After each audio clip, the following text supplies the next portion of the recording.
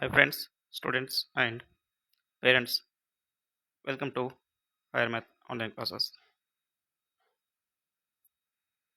So ಇವತ್ತಿನ class fraction ಪಾರ್ಟ್ನ third part ಆಗಿದೆ. Already 2 ವಿಡಿಯೋಗಳನ್ನ ನಾನು ಕೊಟ್ಟಿದ್ದೀನಿ. ಸೊ ಅದರ ಒಂದು ಪ್ರಾಪರ್ ಫ್ರ್ಯಾಕ್ಷನ್ ಅಂತ ಕಲ್ತಿದ್ವಿ, ಹೌದಾ? ಸೊ ಪ್ರಾಪರ್ ಫ್ರ್ಯಾಕ್ಷನ್ನ ಒಂದು ಮುಂದುವರೆದ ಭಾಗವನ್ನು ಈ ಒಂದು ಕ್ಲಾಸಲ್ಲಿ ನಾವು ನೋಡ್ತಾ ಇದ್ದೀವಿ, ಹೌದಾ? ಸೊ ಈ ಹಿಂದಿನ ವಿಡಿಯೋದಲ್ಲಿ ಹೇಳಿದಾಗೆ ಕಂಪ್ಲೀಟ್ ಆದಂಥ ಒಂದು ಮ್ಯಾಥ್ಸ್ ಕಾನ್ಸೆಪ್ಟ್ ಇದೆ, ಎಲ್ಲವನ್ನು ನಾನಿಲ್ಲಿ ಕೊಡ್ತಾ ಇದ್ದೀನಿ,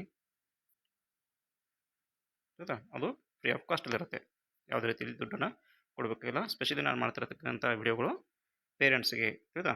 ಸೊ ಪೇರೆಂಟ್ಸ್ ತಾವು ಮನೆಯದೇ ಕುಳಿತುಕೊಂಡು ಇರ್ತಕ್ಕಂಥ ಇಂಟರ್ನೆಟನ್ನು ಯೂಸ್ ಮಾಡಿಕೊಂಡು, ಹೌದಾ? ಸೊ ನನ್ನೊಂದು ಚಾನಲ್ ನೋಡೋದ್ರ ಮುಖಾಂತರ ಮ್ಯಾಥ್ಸನ್ನು ಕಲಿತು ತಾವು ತಮ್ಮ ಮಕ್ಕಳ ಕಲಿಕೆಯನ್ನು ಎಷ್ಟು ಮಟ್ಟಿಗೆ ನಡೀತಾ ಇದೆ ಅಂಥೇಳಿ ತಿಳ್ಕೊಳ್ಳಿ ಅನ್ನೋ ಒಂದು ಉದ್ದೇಶದಿಂದ ಈ ಒಂದು ಕ್ಲಾಸಸ್ಸನ್ನು ಕೊಡ್ತಾ ಇದ್ದೀನಿ. ಕಂಪ್ಲೀಟ್ ಆದಂಥ ಮ್ಯಾಥ್ಸ್, ಹೌದಾ? ಮ್ಯಾಥ್ಸ್ನಲ್ಲಿ ಅಪ್ ಟು 10ನೇ ತರಗತಿಯವರೆಗೆ ಏನೇನು ನೀವು ಕಲಿಬೇಕಾದಂಥ ಒಂದು ಸಂದರ್ಭದಲ್ಲಿ ಏನು ನಿಮಗೆ ಬೇಕು ಆ ಎಲ್ಲವನ್ನು ನಾನಿಲ್ಲಿ ವಿಡಿಯೋ ಮೂಲಕ ಪ್ರತಿನಿತ್ಯ ಕೊಡ್ತಾ ಹೋಗ್ತೀನಿ. ಯಾವುದೇ ರೀತಿಯ ಒಂದು ಟಾಪಿಕ್ ಮಿಸ್ ಆಗೋದಿಲ್ಲ. ಸೊ ಇಲ್ಲಿ ನಿಮಗೆ ಇಂಗ್ಲೀಷ್ ಮತ್ತು ಕನ್ನಡ ಅನ್ನೋ ವ್ಯತ್ಯಾಸ ಬೇಡ. ನಾನು ಹೇಳೋದು ಕನ್ನಡದಲ್ಲಿ ಹೇಳ್ತಿರ್ತೀನಿ, ಅದನ್ನು ನೀವು ಅರ್ಥ ಮಾಡಿಕೊಂಡು ನಿಮ್ಮ ಒಂದು ಮಕ್ಕಳು ಇಂಗ್ಲೀಷ್ ಮೀಡಿಯಂ ಓದ್ತಾ ಇರಲಿ ಅಥವಾ ಕನ್ನಡ ಮೀಡಿಯಮಲ್ಲಿ ಓದ್ತಾ ಇರಲಿ, ಅವರಿಗೆ ನೀವು ಎಷ್ಟು ಮಟ್ಟಿಗೆ ಕಲಿಕೆ ನಡೀತಾ ಇದೆ, ಅವರು ಕಲಿತಾ ಇದ್ದಾರೆ ಅಂತೇಳಿ ತಾವಿಲ್ಲಿ ಚೆಕ್ ಮಾಡ್ಕೋಬೋದಾಗಿರುತ್ತೆ. ಅಂದರೆ ತಾವು ಕಲಿತು ತಮ್ಮ ಮಕ್ಕಳಿಗೆ ತಾವೇ ಮನೆಯಲ್ಲಿ ಟ್ಯೂಷನ್ನ ತೆಗೆದುಕೊಳ್ಬೋದು. ಓಕೆ, ಎಸ್ ನೋಡಿ. ಸೊ ಇಲ್ಲಿ ನಿಮಗೆ ಸ್ಕ್ರೀನ್ ಮೇಲೆ ಕಾಣ್ತಾ ಇದೆ, ಹೌದಾ? ಏನಂತೇಳಿ ಸ್ಕೋರ್ ಮೋರ್ ಅಂತೇಳಿ ನಾವು ಆನ್ಲೈನ್ ಕ್ಲಾಸಸ್ಸನ್ನು ಕೊಡ್ತಾ ಇದ್ದೀನಿ. ಯಾರಿಗೆ? ಇದು ಕೇವಲ 10th ಕ್ಲಾಸ್ ಮಕ್ಕಳಿಗೆ. ಸೊ 10th ಕ್ಲಾಸ್ ಮಕ್ಕಳಿಗೆ ಸ್ಕೋರ್ ಮೋರ್ ಅಂತಕ್ಕಂಥ ಒಂದು ಆನ್ಲೈನ್ ಲೈವ್ ಕ್ಲಾಸ್ ತರಗತಿಗಳನ್ನ ತೆಗೆದುಕೊಳ್ತಾ ಇದ್ದೀರಿ. ಸೊ ನಮ್ಮ ಒಂದು ಹೈಯರ್ ಮ್ಯಾಥ್ ಆನ್ಲೈನ್ ಕ್ಲಾಸಸ್ನ ಮೂಲಕ. ಓಕೆ, ಇದು ಒಂದು ನಮ್ಮ ಆ್ಯಪ್ ಇದೆ. ಆ್ಯಪ್ನ ಮುಖಾಂತರ ಇದೆ ನಾವು ಪ್ರತಿನಿತ್ಯ ಮಾಡ್ತೀವಿ, ಲೈವ್ ಕ್ಲಾಸನ್ನು ತೆಗೆದುಕೊಳ್ತಾ ಇರ್ತೀವಿ.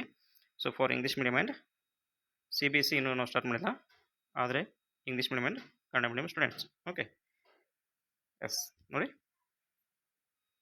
ಬೈ ಶ್ರೀಶೈಲಿ ಮಾಡಿದರೆ ಸೊ ನನ್ನದು ಆಲ್ರೆಡಿ ನಾನು ಏನು ಕಂಪ್ಲೀಟ್ ಮಾಡಿದ್ದೀನಿ ಅಂತ ತಮಗೂ ಕೂಡ ಗೊತ್ತಿರಲಿ. ಸೊ CTET ಅಂದರೆ ಸೆಂಟ್ರಲ್ ಇದು ಟೀಚರ್ ಎಲಿಜಿಬಿಲಿಟಿ ಟೆಸ್ಟ್. ಸೊ 2018ರಲ್ಲಿ ಯಾವುದೇ ರೀತಿ ಕೋಚಿಂಗ್ ಇಲ್ಲದೇ ಇದನ್ನು ನಾನು ಕ್ಲಿಯರ್ ಮಾಡಿರ್ತಕ್ಕಂಥದ್ದು. ಅದೇ ರೀತಿ GPT ಅಂದರೆ ಕರ್ನಾಟಕದಿಂದ ನಡೆಸಿರ್ತಕ್ಕಂಥ 2023ರ ಒಂದು ಎಕ್ಸಾಮಲ್ಲಿ, ಹೌದಾ? ಸೊ ಯಾವುದು ಗೌರ್ಮೆಂಟ್ ಟೀಚರ್ ಒಂದು CET ಎಕ್ಸಾಮ್ ಇರುತ್ತೆ, ಅದನ್ನು ಕೂಡ ಕ್ಲಿಯರ್ ಮಾಡಿದ್ವಿ. ಸೊ ದುರದೃಷ್ಟವಶಾತ್ ನಮಗೆ ಜಾಬ್ ಸಿಗಲಿಲ್ಲ.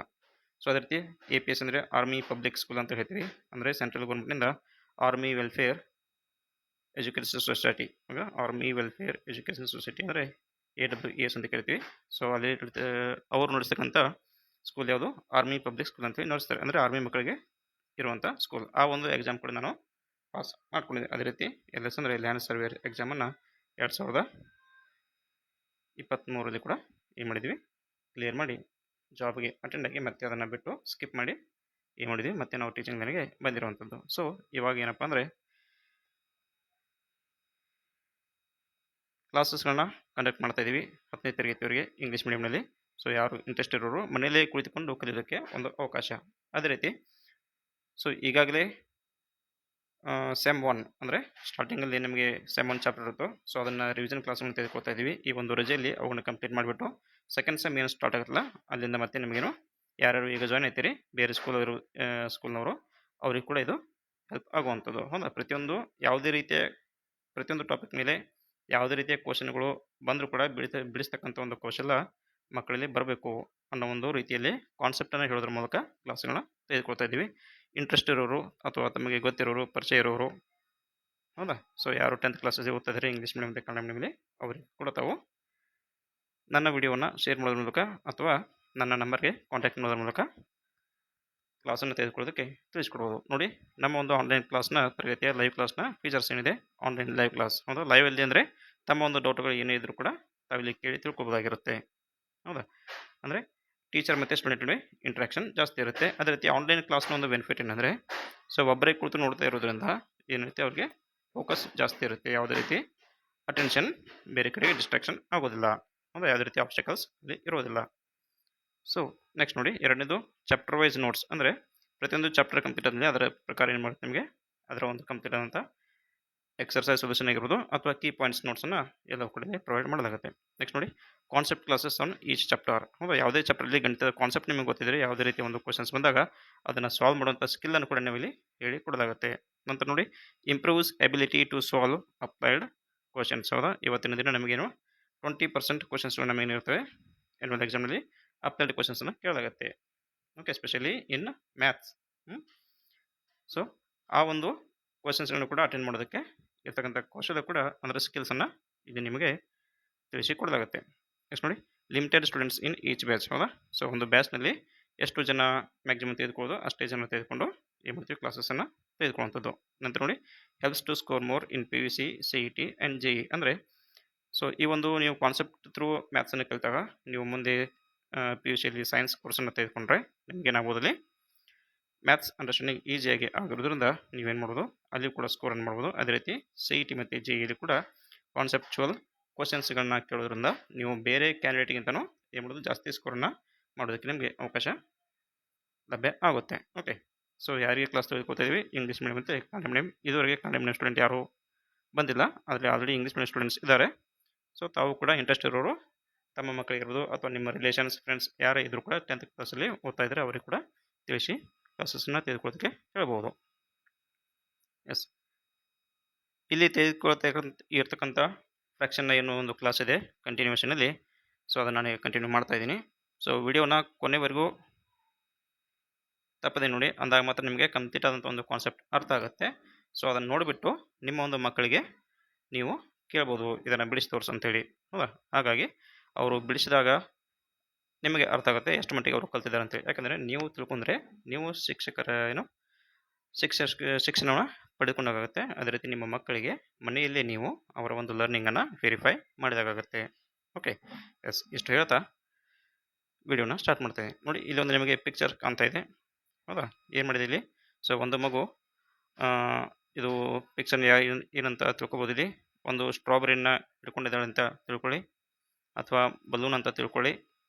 ಹೌದಾ, ಎಸ್, ಅಥವಾ ಚೆರ್ರಿ ಇದೆ ಅಂತ ತಿಳ್ಕೊಳ್ಳಿ. ಓಕೆ, ಸೊ ಏನೋ ಒಂದಿದೆ, ಆ ಒಂದು ಮಗು ಏನು ಮಾಡಿದೆ ಅವುಗಳನ್ನ ಹಿಡ್ಕೊಂಡಿದ್ದಾಳೆ. ಸೊ ಫಾರ್ ಎಕ್ಸಾಂಪಲ್ ಬಲೂನ್ ಅಂತ ತಿಳ್ಕೊಳ್ಳೋಣ ಈಗ. ಓಕೆ, ನೋಡಿ ಇಲ್ಲಿ ಏನು ಕೊಟ್ಟಿದ್ದಾರೆ, ಒಂದು ನೋಟಿದೆ, this minute you may be sad but it is not for ever. So ಇದನ್ನು ನಾನು ಹೇಗೆ ರಿಲೇಟ್ ಮಾಡ್ತೀನಿ ಅಂದರೆ, ಪೇರೆಂಟ್ಸ್ ಇರುವವರು ಯಾರಾದರೂ ತಾವು ಶಿಕ್ಷಣವನ್ನು ಪಡೆದಿಲ್ಲ, ನಾನು ಕಲ್ತಿಲ್ಲ, ನಮಗೇನು ಬರೋದಿಲ್ಲ, ನಮ್ಮ ಮಕ್ಕಳಿಗೆ ನಾವು ಮನೆಯಲ್ಲಿ ಹೇಳ್ಕೊಡೋಕ್ಕಾಗ್ತಿಲ್ಲ ಅಂತಕ್ಕಂಥದ್ದು ಬೇಜಾರಿದ್ರೆ, ಆ ಒಂದು ಸ್ಯಾಡ್ನೆಸ್, ಸ್ಯಾಡ್ ಅಂದ್ರೆ ಬೇಜಾರು ಅಂತ. ಹೌದಾ, ದುಃಖ ಅಂದರೆ ಆ ಒಂದು ಬೇಜಾರಲ್ಲಿ ಸ್ಯಾಡ್ನೆಸ್ ಇದ್ರು ಅದನ್ನು ತೆಗೆದುಹಾಕಿ. ಸೊ ನನ್ನ ಒಂದು ವಿಡಿಯೋವನ್ನು ನೋಡೋದ್ರ ಮೂಲಕ ನೀವು ಕೂಡ ಮನೆಯಲ್ಲೇ ಕುಳಿತು ಶಿಕ್ಷಣವನ್ನು ಪಡೆದು ನಿಮ್ಮ ಮಕ್ಕಳಿಗೆ ನೀವು ಮಾದರಿ ಆಗಬಹುದು ಅಂತ ಹೇಳ್ತಾ ಈ ಒಂದು ಕ್ಲಾಸನ್ನು ಇಲ್ಲಿ ಸ್ಟಾರ್ಟ್ ಮಾಡ್ತಾ ಇದ್ದೀನಿ. ಓಕೆ, ಎಸ್, ನೋಡಿ ಏನಿದೆ ಹಾಗಾದ್ರೆ ಇಲ್ಲಿ ಒಟ್ಟಾರೆ ಎಷ್ಟು ನಮಗೆ ಬಲೂನ್ ಇದೆ? 1 2 3 4 5 6 7. ಹೌದಾ, ಟೋಟಲ್ ಆಗಿ 7 ಬಲೂನ್ಸ್ ಇದೆ. ಆಲ್ರೆಡಿ ಇಲ್ಲಿ ಫ್ರ್ಯಾಕ್ಷನ್, ಪ್ರಾಪರ್ ಫ್ರ್ಯಾಕ್ಷನ್ ಅನ್ನು ಕಲ್ತಿದ್ದೀರಾ. ಅಂದರೆ ಪ್ರಾಪರ್ ಅಂದರೆ ಕನ್ನಡದಲ್ಲಿ ನಾವು ಹೇಳ್ತೀವಿ ಸಮ ಭಿನ್ನ ರಾಶಿ ಅಂತ ಹೇಳಿದನಾಗಲಿ ನಾನು ಫಸ್ಟ್ ಕ್ಲಾಸಲ್ಲಿ. ಹೌದಾ, ಏನು ಸಮ ಭಿನ್ನ ರಾಶಿ ಅಂತೇಳಿ. ಹೌದಾ, ಸೊ ಏನಿದು ಇಂಗ್ಲೀಷ್ನಲ್ಲಿ ಪ್ರಾಪರ್ ಫ್ರ್ಯಾಕ್ಷನ್ ಅಂತ. ಹೌದಾ, ಪ್ರಾಪರ್ ಫ್ರ್ಯಾಕ್ಷನ್ ಅಂತೇಳಿ. ಎಸ್, ಎಷ್ಟಿದೆ ಟೋಟಲ್ಗೆ?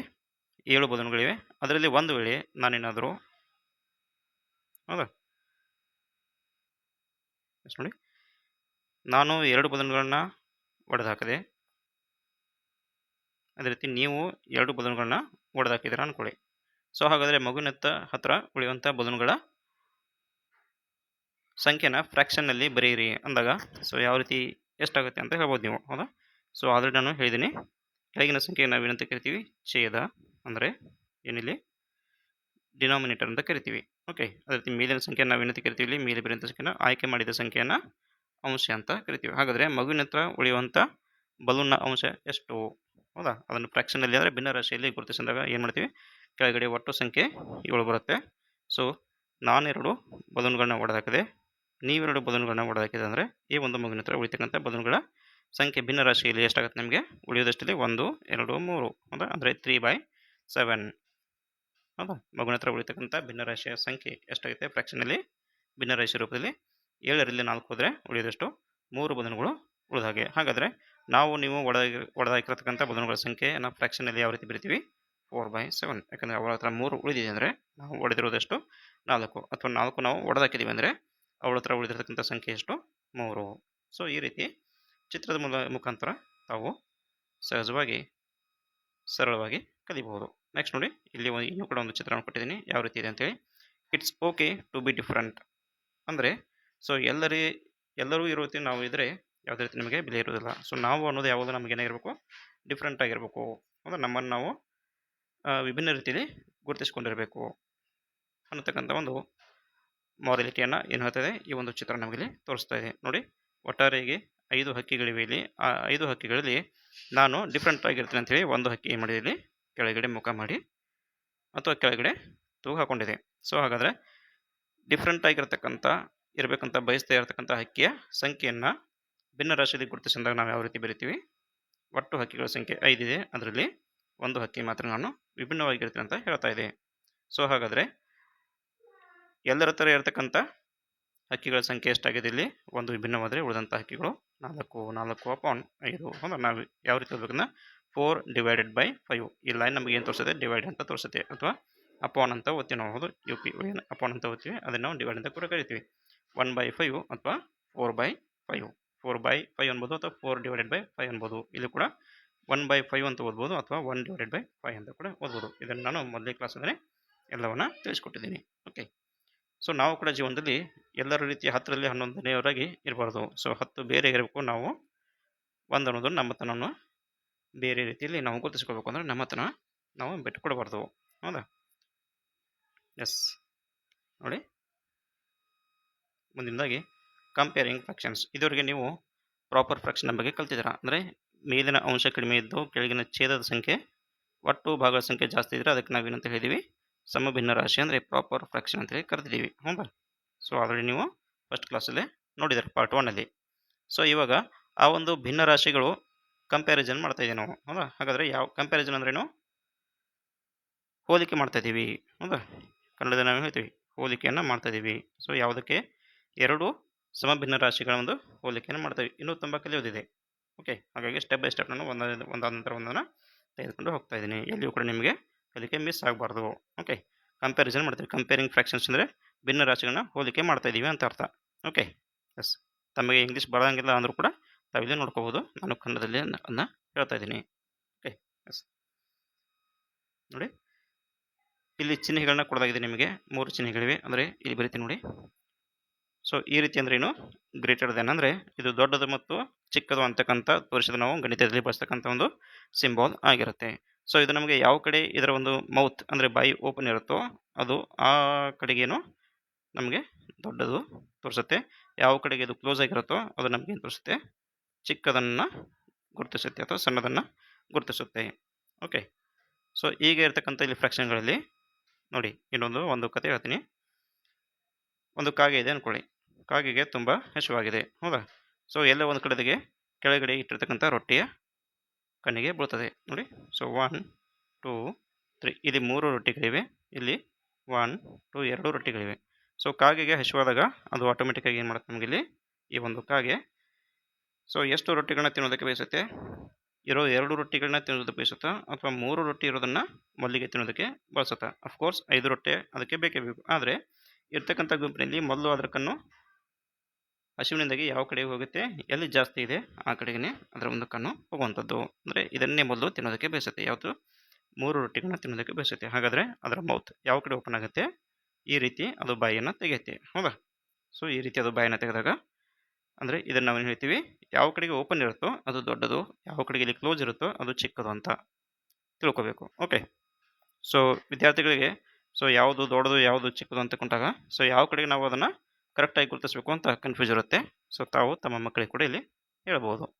ನೋಡಿ, ಈಗ ಈ ಕೊಟ್ಟಿರ್ತಕ್ಕಂಥ ಚಿತ್ರದಲ್ಲಿ ಏನಿದೆ, ನಿಮಗೆ 2 ಚಿತ್ರಗಳಲ್ಲಿ ಒಟ್ಟು 5 ಭಾಗಗಳನ್ನ ಕೊಟ್ಟಿದ್ದಾರೆ. ಹೌದಾ, ಸಂಖ್ಯೆಯಲ್ಲೂ ಇದೆ, ಇಲ್ಲಿ ನಿಮಗೆ ಚಿತ್ರದಲ್ಲೂ ಕೂಡ ಕಾಣ್ತಾ ಇದೆ. ಎಷ್ಟು, 1 2 3 4 5. ಇಲ್ಲಿ 1 2 3 4 5 5 ಭಾಗದ ಒಂದು ಏನು ಸರ್ಕಲ್ ಅಂದರೆ ವೃತ್ತ ಇದೆ.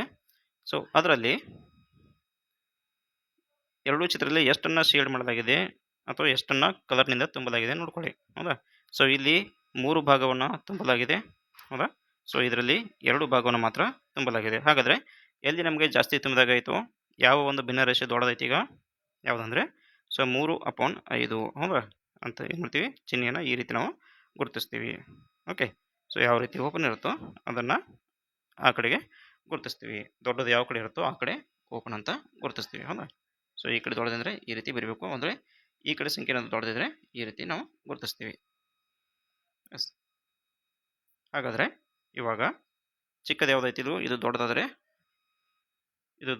ಈ ಒಂದು ಸಂಖ್ಯೆ ಯಾವ ಭಿನ್ನರಾಶಿ ಚಿಕ್ಕದಾಯಿತು ಇದು ಚಿಕ್ಕದಾಯಿತು. ಓಕೆ, ಎಸ್ ನೋಡಿ ನೆಕ್ಸ್ಟ್ ಈ ಒಂದು ಚಿತ್ರದಲ್ಲಿ ಒಟ್ಟಾರೆಗೆ 3 ಭಾಗಗಳಿವೆ ಎರಡೂ ಚಿತ್ರಗಳಲ್ಲಿ.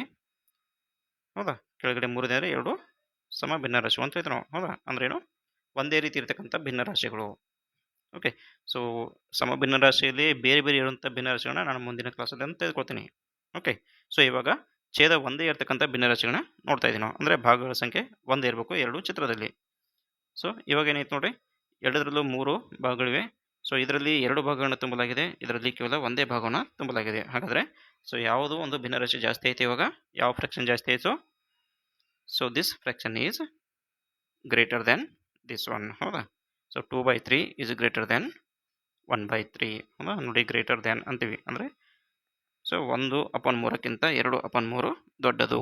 ಇಂಗ್ಲೀಷ್ನಲ್ಲಿ ಏನು ಹೇಳ್ತೀವಿ, 2/3 ಈಸ್ ಗ್ರೇಟರ್ ದೆನ್ 1/3 ಅಂತ ರೀಡಿಂಗ್ ಮಾಡ್ತೀವಿ. ಅದೇ ಕನ್ನಡದಲ್ಲಿ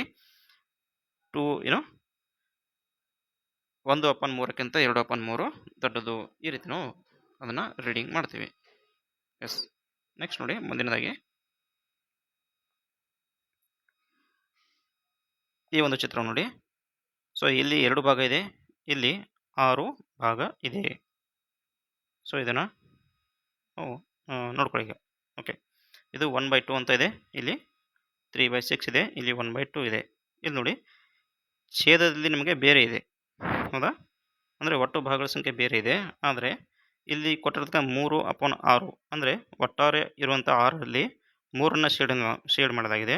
ಇಲ್ಲಿ ಇರ್ತಕ್ಕಂಥ 2 ಭಾಗದಲ್ಲಿ 1ಅನ್ನು ಶೇಡ್ ಮಾಡಲಾಗಿದೆ. ಅಂದರೆ ಈ ಚಿತ್ರದಲ್ಲಿಯೂ ಅರ್ಧ ಭಾಗವನ್ನು ಶೇಡ್ ಮಾಡಲಾಗಿದೆ, ಈ ಚಿತ್ರದಲ್ಲಿಯೂ ಅರ್ಧವನ್ನು ಶೇಡ್ ಮಾಡಲಾಗಿದೆ. ಅಂದರೆ ಇರುವಂಥ 6ರಲ್ಲಿ 3ಅನ್ನು ಶೇಡ್ ಮಾಡಿದ್ದೀವಿ. ಅಂದರೆ ಎಷ್ಟಾಯಿತು, 3 1 3, 3 2 6. ಅಂದರೆ ಇದನ್ನು ಸರಳೀಕರಿಸಿದಾಗ ನಮಗೆ ಎಷ್ಟಾಗುತ್ತೆ, 6ಕ್ಕೆ 3 ಆದರೆ 1ಕ್ಕೆ, 6ಕ್ಕೆ 3 ಆದರೆ 2ಕ್ಕೆ 1 ಭಾಗವನ್ನು ತುಂಬಿದಾಗಾಯಿತು. ಅಂದರೆ ಇದು ಕೂಡ ಅರ್ಧ, ಇದು ಕೂಡ ಅರ್ಧ. ಹಾಗಾಗಿ ಏನಾಯ್ತು ನಮಗೆ ಎರಡೂ ಕೂಡ ಏನು ಸಮ ಅಂತ ಅರ್ಥ. ಇಲ್ಲಿ ಕೇವಲ ಸಂಖ್ಯೆಯನ್ನು ನೋಡೋದಕ್ಕಿಂತ ಅದರಲ್ಲಿರ್ತಕ್ಕಂಥ ಭಾವವನ್ನು ನೋಡಬೇಕಾಗತ್ತೆ ನಾವು.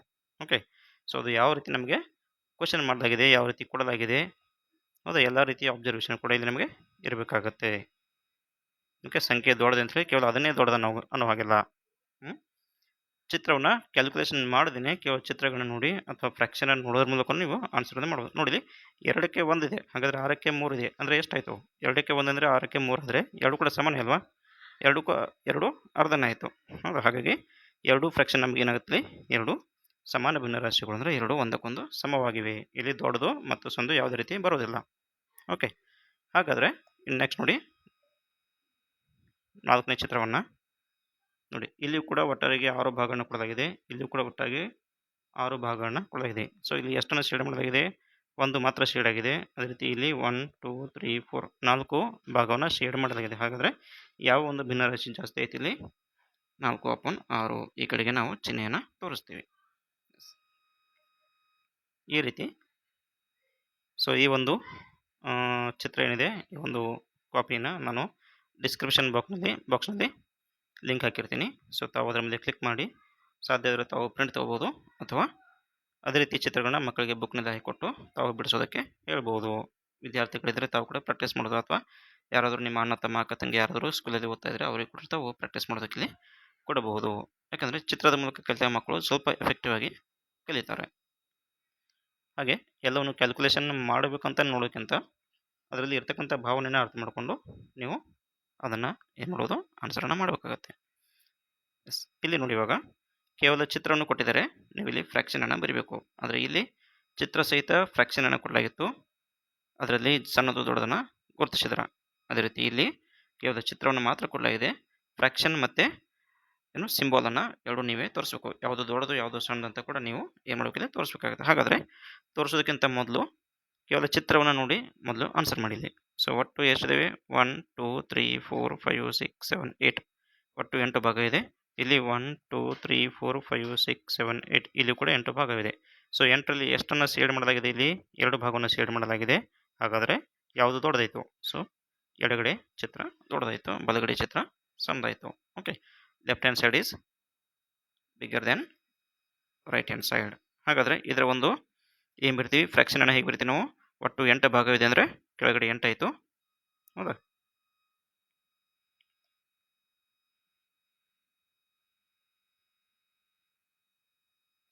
ಒಂದೇ ನಿಮಿಷ.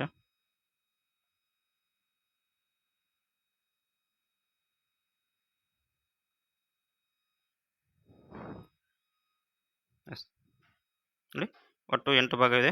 ಅದರಲ್ಲಿ ಎಷ್ಟನ್ನು ಶೇಡ್ ಮಾಡಲಾಗಿದೆ? 2 ಭಾಗವನ್ನು ಶೇಡ್ ಮಾಡಲಾಗಿದೆ. ಓಕೆ,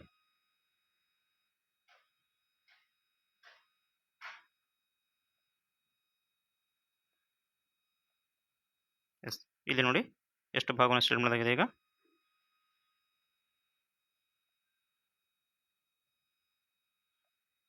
ಒಂದು ನಿಮಿಷ.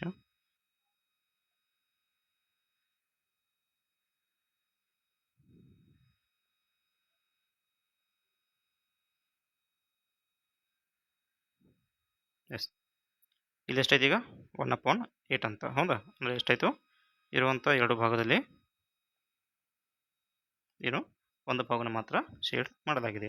ಓಕೆ, ಎಸ್, ಇಲ್ಲಿ ನೋಡಿ ಇವಾಗ ಎಷ್ಟಾಗುತ್ತೆ ನಮಗೆ? ಒಟ್ಟು ಭಾಗ ಎಷ್ಟು ಮೊದಲಿಗೆ ಅದನ್ನು ನೋಡ್ಕೋಬೇಕು. ಯಾಕೆಂದರೆ ಎರಡು ಚಿತ್ರದಲ್ಲಿ ಭಾಗಗಳು ಬೇರೆ ಸಂಖ್ಯೆ ಇದ್ದರೆ ಅದನ್ನು ಕಂಪ್ಯಾರಿಸನ್ ಮಾಡೋದಕ್ಕೆ ಬರೋದಿಲ್ಲ. ಸೊ ಮಾಡಿದ್ರೆ ಯಾವ ರೀತಿ ಮಾಡ್ಬೇಕು ಅಂತ ಮುಂದಿನ ಕ್ಲಾಸಲ್ಲಿ ನಾನು ಹೇಳ್ತೀನಿ. ಸೊ ಇಲ್ಲಿ 1 2 3 4 5 6 ಒಟ್ಟಾರೆಗೆ ಎಷ್ಟಿದೆ? 6 ಭಾಗವಿದೆ. ಇಲ್ಲಿ ಕೂಡ ಎಷ್ಟಿದೆ? 1 2 3 4 5 6 ಇದರದ್ದು ಕೂಡ 6 ಭಾಗ ಇದೆ. ಹಾಗಾದರೆ ಚಿತ್ರವನ್ನು ನೋಡಿ ಮೊದಲು ಗುರುತು ಹೇಳಿ ಯಾವುದು ಇದರಲ್ಲಿ ದೊಡ್ಡದಾಗುತ್ತೆ. ನೋಡಿ ಇದರಲ್ಲಿ ಎಷ್ಟು ಶೇಡ್ ಆಗಿದೆ? ಕೇವಲ ಒಂದು ಮಾತ್ರ ಖಾಲಿ ಉಳಿದಿದೆ, ಆದರೆ ಇದರಲ್ಲಿ 2 ಖಾಲಿ ಉಳಿದಿದೆ. ಅಂದರೆ ಎಷ್ಟು ತುಂಬಿದಾಗಾಯಿತು? 1 2 3 4 5 ಫಿಲಪ್ ಆಗಿದೆ. ಇಲ್ಲಿ 1 2 3 4 4 ಮಾತ್ರ ಫಿಲಪ್ ಆಗಿದೆ, ಅಂದರೆ ಶೇಡ್ ಮಾಡೋದಾಗಿದೆ. ಸೊ ಹಾಗಾದರೆ ಯಾವ್ದು ದೊಡ್ಡದಾಯಿತು? 4/6 ದೊಡ್ಡದಾಗುತ್ತಾ ಅಥವಾ 5/6 ದೊಡ್ಡದಾಗುತ್ತಾ? ಸೊ ಅಫ್ಕೋರ್ಸ್ ಯಾವುದು? 5/6 ಈಸ್ ಗ್ರೇಟರ್ ದೆನ್ 4/6, ಹೌದಾ? ಎಸ್, ನೆಕ್ಸ್ಟ್ ನೋಡಿ ಇದನ್ನು ನೀವು ಇಲ್ಲಿ ಆನ್ಸರ್ ಮಾಡೋದಕ್ಕೆ ಟ್ರೈ ಮಾಡಿ. ಎಷ್ಟಾಗ್ಬೋದು? ಮೊದಲು ಒಟ್ಟು ಭಾಗದ ಸಂಖ್ಯೆನ ಎಣಿಸ್ಕೋಬೇಕು, ಅಂದಾಗ ಮಾತ್ರ ಕಂಪ್ಯಾರಿಸನ್ ಮಾಡಬಹುದು. ಓಕೆ, 1 2 3 4 5 6 7 8 9 10. ಸೊ ಒಟ್ಟು 10 ಭಾಗ ಇದೆ. ಇಲ್ಲಿ ನೋಡಿ 1 2 3 4 5 6 7 8 9 10 ಇರ್ತಕ್ಕಂಥ 10 ಭಾಗದಲ್ಲಿ ಎಷ್ಟನ್ನು? 2ರಲ್ಲೂ ಶೇಡ್ ಮಾಡಲಾಗಿದೆ. ಇಲ್ಲಿ 10ರಲ್ಲಿ 9ಅನ್ನು ಶೇಡ್ ಮಾಡಲಾಗಿದೆ, ಹೌದಾ? ಹಾಗಾದರೆ ಇಲ್ಲಿ 10ರಲ್ಲಿ 6ಅನ್ನು ಮಾತ್ರ ನೋಡಿ 1 2 3 4 5 6 6ಅನ್ನು ಮಾತ್ರ ಶೇಡ್ ಮಾಡಲಾಗಿದೆ. ಹಾಗಾದರೆ ಯಾವುದು ಜಾಸ್ತಿ ಆಯ್ತು? ಇಲ್ಲಿ ಎಡಗಡೆದು ಬಲಗಡೆಗಿಂತ ದೊಡ್ಡದಾಯಿತು. ಹಾಗಾದರೆ ಏನು ಬರೀತೀನಿ? 9/10. ಇಲ್ಲಿ 6/10, ಹೌದಾ? ಸೊ ಇದು of course 9/10 is bigger than 6/10. So ಯಾವ ಒಂದು ಪಾರ್ಟ್ ಜಾಸ್ತಿ ಸೆಲೆಕ್ಷನ್ ಆಗಿರುತ್ತೋ ಅದು ನಮಗೇನಾಗಿರುತ್ತೆ? ದೊಡ್ಡದು ಅಂತ ನಾವು ಹೇಳುವಂಥದ್ದು. ಅದೇ ರೀತಿ ಇದು ನೋಡಿ ಸಿಂಪಲ್ ಆಗಿದೆ. ಇದನ್ನು ನೀವೇ ಆನ್ಸರ್ ಮಾಡಿ ಕಮೆಂಟಲ್ಲಿ ಹಾಕ್ಬೋದು. ಓಕೆ, ಮುಂದಿನದ ನೋಡಿ, ಇಲ್ಲಿ ನಮಗೆ ಚಿತ್ರಗಳು ಬೇರೆ ರೀತಿ ಇದೆ. ತಾವು ಇಲ್ಲಿ ಕಂಪ್ಯಾರಿಸನನ್ನು ಮಾಡಬಹುದು. ಕೇವಲ ಚಿತ್ರ ನೋಡಿ ಆನ್ಸರ್ನ ಮಾಡೋದಕ್ಕೆ ನಿಮ್ಮ ಮಕ್ಕಳಿಗೆ ಕೊಡಬೇಕಾಗುತ್ತೆ. Okay, S, okay. ಸೊ ಈ ಒಂದು ಏನು ಮಾಡಿ ಕಾಪೀಸನ್ನು ಪ್ರಿಂಟ್ ತೆಗೆದುಕೊಂಡು ಬನ್ನಿ, ಅಥವಾ ಮಕ್ಕಳಿಗೆ ನೀವೇ ಏನು ಮಾಡಿ ಮನೆಯಲ್ಲಿ ಡ್ರಾಯಿಂಗ್ ಬುಕ್ಕಲ್ಲಿ ಈ ರೀತಿ ಒಂದು ಚಿತ್ರಗಳನ್ನ ಕೊಟ್ಟು ಸೊ ಈ ರೀತಿ ಮೇಲ್ಗಡೆ ಅವರ ಹೆಸರನ್ನು ಬರೆಯೋದಕ್ಕೆ ಹೇಳಿ. ಇದರಲ್ಲಿ ಎಷ್ಟು ಅವರು ಆನ್ಸರ್ ಮಾಡ್ತಾರೆ ಅನ್ನೋದ್ರ ಮೇಲೆ ನೀವೇನು ಮಾಡ್ಬೋದು? ಇಲ್ಲಿ ನೀವೇ ಪಾಲಕರ ಮನೆಯಲ್ಲಿ ಅವರಿಗೆ ಮಕ್ಕಳಿಗೆ ಸ್ಕೋರನ್ನು ಕೊಡಬಹುದು. ಓಕೆ, ಎಸ್, ಅಂದರೆ ಅವರಿಗೂ ಕೂಡ ಏನಂತೆ ಒಂದು ಉತ್ಸಾಹ ನೀವು ತುಂಬಿದಾಗತ್ತೆ, ಎಷ್ಟು ಕರೆಕ್ಟ್ ಮಾಡಿದ್ದೀರಾ ಅಂಥೇಳಿ. ಓಕೆ, ನೋಡಿ ಚಿತ್ರವನ್ನು ನೋಡಿ ನೀವು ಇಲ್ಲಿ ಆನ್ಸರ್ ಮಾಡಬೇಕು. ಎಷ್ಟನ್ನು ಯಾವುದು ದೊಡ್ಡದಾಗುತ್ತೆ, ಯಾವುದು ಚಿಕ್ಕದಾಗುತ್ತೆ ಅಂತೇಳಿ. ನೋಡಿ ಒಟ್ಟು 6 ಭಾಗ ಇದೆ. ಸೊ 1 2 3 4 5 6 6ರಲ್ಲಿ ಎಷ್ಟನ್ನು ಫಿಲಪ್ ಮಾಡಿದೆ? 5 ಫಿಲಪ್ ಆಗಿದೆ. ಇಲ್ಲಿ 1 2 3 4 4ಅನ್ನು ಮಾತ್ರ ಏನು ಮಾಡಿದೆ? ಫಿಲಪ್ ಆಗಿದೆ, ಅಂದರೆ ಶೇಡ್ ಮಾಡಲಾಗಿದೆ. ಹಾಗಾದರೆ ಯಾವ್ದು ದೊಡ್ಡದಾಯಿತು? So this will be the greater then this one, ಹೌದಾ? ಎಸ್, ಅದೇ ರೀತಿ ಇದರಲ್ಲಿ ನೋಡಿ. ಸೊ 1 2 3 4 4 ಭಾಗ ಮಾಡಲಾಗಿದೆ ಟ್ರಯಾಂಗಲಲ್ಲಿ, ಅಂದರೆ ತ್ರಿಕೋಣದಲ್ಲಿ. ಇಲ್ಲಿ 1 2 3 4 ಇಲ್ಲಿ ಕೂಡ 4 ಭಾಗ ಮಾಡಲಾಗಿದೆ. ಸೊ 2ರಲ್ಲಿ ಎಷ್ಟೊಂದು ಶೇಡ್ ಮಾಡಲಾಗಿದೆ? ಇಲ್ಲಿಯೂ ಕೂಡ ಕೆಲವು ಒಂದೇ ಶೇಡ್ ಆಗಿದೆ, ಇಲ್ಲಿಯೂ ಕೂಡ ಒಂದೇ ಶೇಡ್ ಆಗಿದೆ. ಹಾಗಾದರೆ ಏನಾಯಿತು? ಎರಡೂ ನಮಗೆ ಸಮ ಅಂತ. ಓಕೆ, ಇದು ನಮಗೆ ಸಮ ಚಿಹ್ನೆ. ಎಸ್, ಈಕ್ವಲ್ ಅಂತ ಹೇಳ್ತೀವಿ. ಅಂದರೆ left hand side is equals to ಯಾವುದು right hand side. R H S ಅಂದರೆ right hand side, L H S ಅಂದರೆ ಲೆಫ್ಟ್ ಹ್ಯಾಂಡ್ ಸೈಡ್. ಸೊ ಅದನ್ನು ನಿಮಗೆ ಗೊತ್ತಾಗೋದು ಬೇಡ. ಸೊ ಜನರಲ್ ಆಗಿ ನಿಮಗೆ ಅರ್ಥ ಆಗುತ್ತೆ, ಎಡಗಡೆ ಮತ್ತು ಬಲಗಡೆ, left hand right. Yes, next ನೋಡಿ ಮೂರನೇದು. ಎಸ್, ಇದು ನೋಡಿ ಸ್ವಲ್ಪ ನಿಮಗೆ ಕನ್ಫ್ಯೂಸ್ ಆಗ್ಬೋದು, ಆದರೂ ಕೂಡ ಆನ್ಸರ್ ಮಾಡ್ಬೋದು. ಇಲ್ಲಿ ನೋಡಿ ಎಷ್ಟಿದೆ, 1 2 3, ಇಲ್ಲಿ ಕೂಡ 3 ಭಾಗ ಇದೆ, ಇಲ್ಲಿ ಕೂಡ 3 ಭಾಗ ಇದೆ. ಸೊ ಇದರಲ್ಲಿ ಎಷ್ಟು ಶೇಡ್ ಮಾಡೋದಿದೆ ಕೇವಲ ಇಲ್ಲಿ ಒಂದನ್ನು ಮಾತ್ರ ಶೇಡ್ ಮಾಡೋದಿದೆ, ಇಲ್ಲಿ ಯಾವುದೇ ರೀತಿ ಶೇಡ್ ಇಲ್ಲ ಅಂದರೆ ಏನಾಯಿತು. So this is the greater then this one. ಹೌದಾ? ನೋಡಿ ಇದನ್ನ ಹಾಗಾದ್ರೆ ನಾವು ಇದನ್ನು ಯಾವ ರೀತಿ ಫ್ರಾಕ್ಷನಲ್ಲಿ ಬರಿಬೋದು ಅಂತ ನೋಡಿ. ಇರುವಂಥ 3 ಭಾಗದಲ್ಲಿ ಯಾವುದು ಕೂಡ ಸೆಲೆಕ್ಟ್ ಮಾಡಿಲ್ಲ ಅಂದರೆ ಏನು ಬರಿತೀವಿ ಅಂದ್ರೆ 0/3 ಅಂತ. 0 ಅಂದ್ರೇನು ಯಾವುದನ್ನು ಕೂಡ ಸೆಲೆಕ್ಷನ್ ಮಾಡಿಲ್ಲ. ಅದನ್ನು ಈ ರೀತಿಯಾಗಿ ಇದನ್ನ ಹೇಗೆ ಬರ್ತೀವಿ 1/3 ಅಂತ ಬರಿತೀವಿ, ಅಂದರೆ 3ರಲ್ಲಿ 1 ನಮಗೆ ಸೆಲೆಕ್ಷನ್ ಆಗಿದೆ ಅಂತ. Okay, yes. ಈ ಒಂದು ಚಿತ್ರ ನೋಡ್ಕೊಳ್ಳಿ, ತಾವಿಲ್ಲಿ ಆನ್ಸರ್ ಮಾಡಬಹುದು. ಪ್ರಾಕ್ಟೀಸಿ ನೋಡಿ, ಪ್ರಿಂಟ್ ತೆಗೆದುಕೊಳ್ಳಿ, ಡೌನ್ಲೋಡ್ ಮಾಡ್ಕೊಂಡು ಅಥವಾ ಬುಕ್ಕಲ್ಲಿ ಬರೆದುಕೊಂಡು ಚಿತ್ರವನ್ನು ಹಾಕೋದ್ರ ಮೂಲಕ ತಾವು ಪ್ರಾಕ್ಟೀಸ್ ಮಾಡಬಹುದು. ಓಕೆ, ಸೊ ಇದರ ಒಂದು ಆನ್ಸರ್ನ ಕೂಡ ಮಾಡಿ, ಈಸಿ ಇದೆ. ಸೊ ಇದರ ಒಂದು ಆನ್ಸರ್ನು ಕೂಡ ಮಾಡಬಹುದು, ಇದರ ಒಂದು ಆನ್ಸರನ್ನು ಕೂಡ ಮಾಡಬಹುದು. ಸಾಧ್ಯವಾದರೆ ಇದು ಕೂಡ ನೀವು ಸಂಖ್ಯೆಯಲ್ಲಿ ಫ್ರಾಕ್ಷನ್ ಬರೀ. ನೋಡಿ ಇದನ್ನ ಹೇಗೆ ಬರೀತೀರಾ, 1 2 3 4 5 ಎಷ್ಟು 1 2 3 4 5 6 ಇದೆ, ಅಂದರೆ ಏನು ಬರೀತೀರಾ 3/6. ಅದ 3 ಸೆಲೆಕ್ಷನ್ ಮಾಡಲಾಗಿದೆ, 3/6. ಇಲ್ಲಿ 1 2 3 4 ಅಂದರೆ 4/6. ಈ ರೀತಿ ಫ್ರಾಕ್ಷನನ್ನು ಬರೆದು ನೀವು ನೋಡಿ ಆನ್ಸರನ್ನು ಮಾಡಿ. Okay, yes. ನೆಕ್ಸ್ಟ್ ನೋಡಿ, ಇನ್ನೂ ಉಳಿದಂಥ ಚಿತ್ರ ಇದೆ 1 2 3 4 5 6. ಇನ್ನೂ ಇಲ್ಲಿ 6 ಚಿತ್ರಗಳ ಗುಂಪಿದೆ, ಅವುಗಳನ್ನ ಕೂಡ ತಾವಿಲ್ಲಿ ಆನ್ಸರ್ ಮಾಡೋದಕ್ಕೆ ಟ್ರೈ ಮಾಡಿ. ಎಸ್, ಯಾವಾಗ ನೋಡಿ ಗಣಿತ ಎಲ್ಲರಿಗೂ ಸರಿಯಾಗಿ ಸರಳ ರೀತಿಯಲ್ಲಿ ಬರಬೇಕಂದ್ರೆ ಟೀಚರ್ಸ್ ಎಷ್ಟನ್ನು ಹೇಳ್ತಾರೋ ಅದರ 2 ಪಟ್ಟು ನೀವು ಪ್ರಾಕ್ಟೀಸ್ ಮಾಡಿದಾಗ ಮಾತ್ರ ನಿಮಗೆ ಗಣಿತವಾಗಿ ನಿಮ್ಮಲ್ಲಿ ಉಳಿಯುವಂಥದ್ದು. Okay, S. ಇದು ನೋಡಿ ಯಾವುದೇ ರೀತಿ ಚಿತ್ರಗಳನ್ನ ಕೊಡಲಾಗಿಲ್ಲ, ಕೇವಲ ಫ್ರಾಕ್ಷನ್ಗಳು ಮಾತ್ರ ಇವೆ, ಸಂಖ್ಯೆಗಳನ್ನ ಕೊಡಲಾಗಿದೆ. Okay, yes. ನೋಡಿ ಎಲ್ಲದರಲ್ಲೂ ಕೆಳಗಿನ ಛೇದಗಳ ಸಂಖ್ಯೆ ಸೇಮ್ ಇದೆ, ಅಂದರೆ ಭಾಗದ ಸಂಖ್ಯೆಗಳು ಸೇಮ್ ಆಗಿವೆ. Okay, yes. ಹಾಗಾದರೆ ಇವುಗಳು ನೀವು ಇಲ್ಲಿ ಈಸಿಯಾಗಿ ಆನ್ಸರ್ ಮಾಡ್ಬೋದು. ಇದುವರೆಗೆ ಅದನ್ನೇ ಕಲ್ತಿದ್ದಾರೆ ಚಿತ್ರದ ಮೂಲಕ. ಇಲ್ಲಿ ಕೇವಲ ಚಿತ್ರ ಇಲ್ಲ, ಕೇವಲ ಸಂಖ್ಯೆ ಇದೆ. ಓಕೆ, ಅಂದರೆ ಸಂಖ್ಯೆನ ಹೊರತುಪಡಿಸಿ ಲೆಕ್ಕಗಳು ಬಂದಾಗ ಯಾವ ರೀತಿ ಬಿಡಿಸ್ಬೇಕು ಅನ್ನೋದು ಇಲ್ಲಿಂದ ನಿಮಗೆ ಸ್ಟಾರ್ಟ್ ಆಗುವಂಥದ್ದು. ಓಕೆ, ನೋಡಿ ಸೇಮ್ ಡಿನಾಮಿನೇಟರ್ಸ್. ಸೇಮ್ ಅಂದ್ರೆ ಏನು, ಎಲ್ಲ ರೀತಿಯ ಡಿನಾಮಿನೇಟರ್ಸ್ ಅಂದರೆ ಛೇದದ ಸಂಖ್ಯೆಗಳು ಸೇಮ್ ಇರತಕ್ಕಂಥ ಒಂದು ಡಿನಾಮಿನೇಟರ್ಸ್ನ ಕಂಪ್ಯಾರಿಸನ್ ಮಾಡ್ತಾ ಇದ್ದೀವಿ. ಸೊ ಈಗ ಮೇಲೆ ಚಿತ್ರದ ಮೂಲಕ ಮತ್ತು ಸಂಖ್ಯೆ ಮೂಲಕ ಕೂಡ ನೋಡಿದ್ವಿ, ಇಲ್ಲಿ ಕೇವಲ ಏನಿದೆ ಸಂಖ್ಯೆ ಮೂಲಕ ನೋಡುವಂಥದ್ದು. ಇದನ್ನು ಕೂಡ ತಾವು ಡೌನ್ಲೋಡ್ ಮಾಡಿಕೊಂಡು ಪ್ರಿಂಟನ್ನು ತೆಗೆದುಕೊಳ್ಳಿ. ಡಿಸ್ಕ್ರಿಪ್ಷನ್ ಬಾಕ್ಸಲ್ಲಿ ಲಿಂಕನ್ನು ಹಾಕಿರ್ತೀನಿ, ತಮ್ಮ ಮಕ್ಕಳಿಗೆ ಪ್ರಾಕ್ಟೀಸ್ ಮಾಡೋದಕ್ಕೆ ಕೊಡಿ. Okay, yes. ನೋಡಿ ಒಂದೇನಿದೆ 2/6 ಅಂತ ಇದೆ, ಇಲ್ಲಿ 4/6 ಅಂತ ಇದೆ. ಸೊ ಹಾಗಾದರೆ ಯಾವುದು ಜಾಸ್ತಿ ಆಯ್ತು, ಇಲ್ಲಿ ಯಾವುದು ದೊಡ್ಡದಾಗುತ್ತೆ, 4/6 ಈಸ್ ಗ್ರೇಟರ್ ದೆನ್ 2/6. ಅಂದರೆ 2/6ಕ್ಕಿಂತ 4/6 ಏನಿದೆ ದೊಡ್ಡದು ಅಂತ ನಾವಿಲ್ಲಿ ಹೇಳ್ತೀವಿ. ಯಾಕಂದರೆ ಇರುವಂಥ 6 ಭಾಗದಲ್ಲಿ 2 ಕಡೆ ಇದೆ, ಇಲ್ಲಿ ಕೇವಲ 2 ಮಾತ್ರ ಸೆಲೆಕ್ಟ್ ಆಗಿದೆ, ಇದು 4ಅನ್ನು ಸೆಲೆಕ್ಟ್ ಮಾಡಲಾಗಿದೆ. ಹಾಗಾದರೆ ಯಾವುದಾಯಿತು, ಬಲಗಡೆಯದು ದೊಡ್ಡದಾಯಿತು. ಎಸ್. ನೆಕ್ಸ್ಟ್ ನೋಡಿ ಮುಂದಿನದಾಗಿ 6/8 3/8. ನೋಡಿ 8ರಲ್ಲಿ ಕೇವಲ 3 ಮಾತ್ರ ಸೆಲೆಕ್ಟ್ ಆಗಿದೆ, ಇಲ್ಲಿ 8ರಲ್ಲಿ 6 ಸೆಲೆಕ್ಟ್ ಆಗಿದೆ. ಹಾಗಾದರೆ ಯಾವ್ದು ದೊಡ್ಡದಾಯಿತು, so this is the answer. Okay, yes. Next ನೋಡಿ 1/3 ಇದೆ, ಇಲ್ಲಿ 2/3 ಅಂತ ಕೊಡಲಾಗಿದೆ. 3ರಲ್ಲಿ 1 ಮಾತ್ರ ಸೆಲೆಕ್ಟ್ ಮಾಡಿದ್ದಾರೆ, ಇಲ್ಲಿ 3ರಲ್ಲಿ 2 ಸೆಲೆಕ್ಟ್ ಮಾಡಿದ್ದಾರೆ, ಅಂದರೆ ಎಷ್ಟಾಯಿತು, so this is the greater than. ಹೌದಾ, ಬಲಗಡೆ ಏನಾಯಿತು ಎಡಗಡೆಗಿಂತ ದೊಡ್ಡದಾಯಿತು. ಎಸ್. ಓಕೆ, ಇಲ್ಲಿ ನೋಡಿ 3/4 ಇದೆ, ಇಲ್ಲಿ 1/4 ಇದೆ, ಅಂದರೆ ಇರುವಂಥ 4ರಲ್ಲಿ ಇಲ್ಲಿ 1 ಮಾತ್ರ ಸೆಲೆಕ್ಟ್ ಆಗಿದೆ, ಇಲ್ಲಿ 3ಅನ್ನು ಸೆಲೆಕ್ಟ್ ಮಾಡಲಾಗಿದೆ. ಅಂದರೆ ಯಾವ್ದು ದೊಡ್ಡದಾಯಿತು, ಆಟೋಮೆಟಿಕ್ಲಿ 3/4 ದೊಡ್ಡದಾಯಿತು. ಸೊ ಹೀಗೆ ಇನ್ನು ಉಳಿದಂತೆ ಎಲ್ಲ ಒಂದು ಏನಿದೆ ಸಂಖ್ಯೆಗಳನ್ನ ಫ್ರಾಕ್ಷನ್ಗಳನ್ನ ಬಿಡಿಸೋದಕ್ಕೆ ನೀವು ಒಂದ್ಸರಿ ಬಿಡಿಸಿ, ನಿಮ್ಮ ಮಕ್ಕಳಿಗೆ ಕೂಡ ಅದೇ ರೀತಿ ಬಿಡಿಸೋದಕ್ಕೆ ಹೇಳಿ. ಒಂದು ನೀವು ತಪ್ಪು ಮಾಡಿದರೆ ಅವ್ರು ನಿಮಗೆ ಹೇಳ್ತಾರೆ, ಅಥವಾ ಅವ್ರೇನೋ ತಪ್ಪು ಮಾಡಿದ್ರೆ ನೀವು ಕೂಡ ಅವರಿಗೆ ಹೇಳ್ಬೋದು. ಅಂದರೆ ಇಲ್ಲಿ ಪೇರೆಂಟ್ಸ್ ಮತ್ತು ಚಿಲ್ಡ್ರನ್ ಇಬ್ಬರು ಕೂಡ ಲರ್ನಿಂಗನ್ನು ಮಾಡಬಹುದು. ಕಲಿಯುವುದು ಎರಡೂ ಆಗುತ್ತೆ. ಓಕೆ, ಅದೇ ರೀತಿ ಇನ್ನೂ ಒಂದು ಇಲ್ಲಿ ಶೀಟ್ ಇದೆ. ಎಸ್, ಇದನ್ನು ಕೂಡ ನಾನು ಇಲ್ಲಿ ಹೇಳ್ಬಿಡ್ತೀನಿ ನೋಡಿ. ಸೊ ಈ ಹಿಂದೆ ಇರತಕ್ಕಂಥ ಈ ಒಂದು ಕಾಪೀಸ್ಗೂ ಮತ್ತು ಈ ಒಂದು ಕಾಪೀಸ್ಗೂ ಎರಡಕ್ಕೂ ಏನು ವ್ಯತ್ಯಾಸ ಅಂತ ತಾವು ಇದನ್ನು ನೋಡ್ಕೋಬಹುದು ನೋಡಿ. ಸೊ ಇಲ್ಲಿ ಏನಾಗಿತ್ತು, ನಮಗೆ ಈ ಒಂದು ಚಿತ್ರದಲ್ಲಿ ಛೇದಗಳ ಸಂಖ್ಯೆ ಎಲ್ಲವೂ ಸೇಮ್ ಇತ್ತು, ಅಂದರೆ ಒಟ್ಟು ಭಾಗದ ಸಂಖ್ಯೆ ಸೇಮ್ ಇದೆ. ಅಂದರೆ ಏನು, ಒಂದೇ ತೆರನಾದಂಥ ಭಿನ್ನರಾಶಿಗಳು. ಆದರೆ ಇಲ್ಲಿ ನೋಡಿ ಈ ಒಂದು ಕಾಪಿಯಲ್ಲಿ ಕೆಳಗಡೆ ಛೇದ ಸಂಖ್ಯೆಗಳು ಬೇರೆ ಬೇರೆ ಇದೆ. ಹೌದಾ?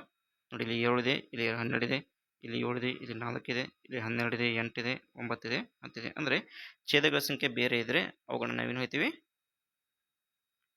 ಒಂದೇ ಥರ ಅಲ್ಲದ ಭಿನ್ನ ರಾಶಿಗಳು ಅಂತ ನಾವು ಹೇಳ್ತೀವಿ. ಓಕೆ.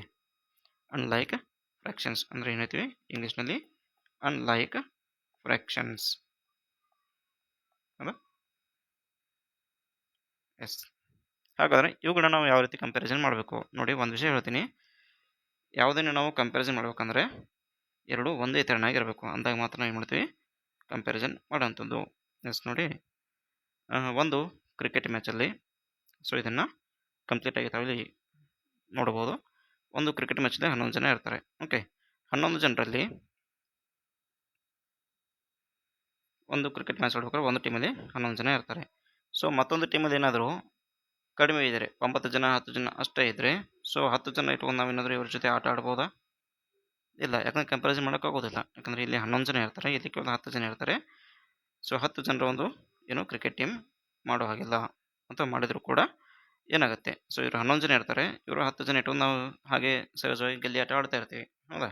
ಸೊ ಹಾಗಾದರೆ ಇವರ ಸಂಖ್ಯೆ ಜಾಸ್ತಿ ಇದೆ ಅಂದರೆ, ಇವರ ಸಂಖ್ಯೆ ಕಡಿಮೆ ಇದೆ ಅಂದರೆ ಅದನ್ನು ನಾವು ಹೋಲಿಕೆ ಮಾಡೋದಕ್ಕೆ ಆಗೋದಿಲ್ಲ. ಹಾಗೆಯೇ ಹೋಲಿಕೆ ಮಾಡಬೇಕಂದ್ರೆ ನಾವು ಏನು ಮಾಡಬೇಕಿಲ್ಲಿ? ಮೊದಲಿಗೆ ಎರಡೂ ಛೇದಗಳನ್ನ ಸಮವಾಗಿ ಮಾಡಿಕೊಳ್ಬೇಕಾಗತ್ತೆ. ಓಕೆ. ಸೊ ಈ ಒಂದು ಕ್ಲಾಸ್ನಲ್ಲಿ ನಾನು ಕ್ಯಾಲ್ಕುಲೇಷನ್ ಇಲ್ಲದೆ, ಅಂದರೆ ಛೇದಗಳನ್ನ ಸಮವಾಗಿ ಮಾಡ್ಕೊಳ್ಳಲಾರ್ದೇ ಯಾವ ರೀತಿ ಆನ್ಸರನ್ನು ಮಾಡಬೇಕು ಅನ್ನೋದನ್ನು ಮಾತ್ರ ಇಲ್ಲಿ ಹೇಳ್ತಾ ಇದ್ದೀನಿ. ಮುಂದಿನ ಕ್ಲಾಸಲ್ಲಿ ಎರಡನ್ನು ಸಮ ಮಾಡ್ಕೊಳ್ಳೋದು ಯಾವ ರೀತಿ ಕ್ಯಾಲ್ಕುಲೇಷನ್ ಮಾಡಿ ಸಮವಾಗಿ ಮಾಡ್ಕೊಳ್ಬೇಕು ಅನ್ನೋದನ್ನು ಮುಂದೆ ಬರ್ತಕ್ಕಂಥ ತರಗತಿಗಳಲ್ಲಿ ನಾನು ತಿಳಿಸಿಕೊಡ್ತೀನಿ. ಎಸ್. ಇಲ್ಲಿ ನೋಡಿ, ಲೆಕ್ಕಗಳನ್ನ ಮಾಡದೆ, ಕೆಳಗಿನ ಛೇದಗಳನ್ನ ಸಮ ಮಾಡದೆ ಯಾವ ರೀತಿ ನಾವಿಲ್ಲಿ ಆನ್ಸರನ್ನು ಮಾಡಬಹುದು. ಅದಕ್ಕೆ ನಾನು ಹೇಳಿದ್ದು ವಿಡಿಯೋವನ್ನು ಕೊನೆಯವರೆಗೂ ನೋಡ್ಬೇಕಂತ. ಎಸ್. ನೋಡಿ, 4/5 ಇದೆ, ಇಲ್ಲಿ 5/12 ಇದೆ. ಎಸ್. ನೋಡಿ, 5ರ ಅರ್ಧಕ್ಕಿಂತ ಜಾಸ್ತಿ ಇದೆ ಇದು. 5ರ ಅರ್ಧ ಅಂದರೆ ಎಷ್ಟಾಗುತ್ತೆ? 2.5. ಅಂದರೆ 2ಕ್ಕಿಂತ 2.5 ಆಗುತ್ತೆ. ಅಂದರೆ ನಮಗಿಲ್ಲಿ 4 ಕೊಳ್ಳಿದೆ, ಅರ್ಧಕ್ಕಿಂತ ಜಾಸ್ತಿನೇ ಇದೆ. ಆದರೆ ಇಲ್ಲಿ ನೋಡಿ 12ಕ್ಕೆ 5 ಇದೆ. ಅಂದರೆ 12ರ ಅರ್ಧ ಎಷ್ಟು? 6. 6 ಆದರೂ ಇರಬೇಕಾಗುತ್ತಾ? ಅದು ಇಲ್ಲ, 6ಕ್ಕಿಂತ ಕಡಿಮೆನೇ ಇದೆ. ಅಂದರೆ ಅರ್ಧಕ್ಕಿಂತ ಜಾಸ್ತಿ ಯಾವುದಾಯ್ತು ನಮಗಿಲ್ಲಿ? 4/5. So this is the greater then 5/12. ಹೌದಲ್ವಾ? ಓಕೆ. ಎಸ್. ನೋಡಿ, ಇಲ್ಲಿ 1/2 ಇದೆ ಅಂದರೆ ಅರ್ಧ ಆಯಿತು. ಇಲ್ಲಿ 5/3 ಇದೆ. ಓಕೆ. ಎಸ್. ನೋಡಿ, ಇದನ್ನು ಹೇಗೆ ಕಂಪೇರ್ ಮಾಡೋದು? ಇಲ್ಲಿ 1/2 ಅಂದರೆ ಏನಂತ ನಮಗೀಗ ಕಂಪ್ಲೀಟಾಗಿ ಅರ್ಧ. ಹೌದಾ? ಆದರೆ ಇಲ್ಲಿ ನೋಡಿ 3/5 ಅಂದರೆ 5ರ ಅರ್ಧ ಎಷ್ಟು? ನಮಗೆ ಕೇವಲ 2.5 ಮಾತ್ರ ಆಗುತ್ತೆ. ಆದರೆ ಇಲ್ಲಿ 2.5 ಜಾಸ್ತಿ ಇದೆ, ಅಂದರೆ 3 ಕೊಟ್ಟಿದ್ದಾರೆ. ಅಂದರೆ ಇದು ಅರ್ಧ ಇದೆ, ಇದು ಅರ್ಧಕ್ಕಿಂತ ಜಾಸ್ತಿಯನ್ನು ಕೊಡೋದಾಗಿದೆ. ಇಲ್ಲಿ 3 ಇದೆ. ಹೌದಾ? 3/5 ಅಂದರೆ ಅರ್ಧಕ್ಕಿಂತ ಜಾಸ್ತಿ ಆಯಿತು. ಹಾಗಾದರೆ ಇಲ್ಲಿ ಯಾವ್ದು ದೊಡ್ಡದಾಯಿತು ನಮಗೆ? ಸೊ 1/2ಗಿಂತ 3/5 ಏನಾಯಿತು? ದೊಡ್ಡದಾಯಿತು. ಎಸ್. ಹೀಗೆ ಅಂಡರ್ಸ್ಟ್ಯಾಂಡಿಂಗ್ ಮುಖಾಂತರ ನೋಡಿ ಮಾತ್ರ ಆನ್ಸರನ್ನು ಕೂಡ ಇಲ್ಲಿ ಗಣಿತದಲ್ಲಿ ಮಾಡಿ ಅಂಕಗಳನ್ನ ತೆಗೆದುಕೊಳ್ಬೋದು. ಸೊ ಅದೇ ಹೇಳ್ತಿಲ್ಲ, ಕೇವಲ ಕ್ಯಾಲ್ಕುಲೇಷನ್ ಪರ್ಪಸ್ ಕಲಿಯೋದಲ್ಲದೆ ಅದರಲ್ಲಿರ್ತಕ್ಕಂಥ ಭಾವವನ್ನು ಅರ್ಥ ಮಾಡಿಕೊಂಡು ಕಲಿಯುವಂಥದ್ದು. ಎಸ್. ಇಲ್ಲಿ ನೋಡಿ 5/7 ಇದೆ, ಇಲ್ಲಿ 4/12 ಇದೆ. ನೋಡಿ, 5/7 ಅಂದರೆ 7 ಅರ್ಧಕ್ಕಿಂತ ಜಾಸ್ತಿ ಇದೆ. ಇದು 7ನ ಅರ್ಧ ಅಂದರೆ ಎಷ್ಟಾಗುತ್ತೆ ನಮಗೆ? 3.5 ಆಗುತ್ತೆ. ಹೌದಾ? 3.5 ಅಂತ ಹೇಳ್ತೀವಿ ನಾವು. ಹೌದಾ? 3.5 ಆಗುತ್ತೆ.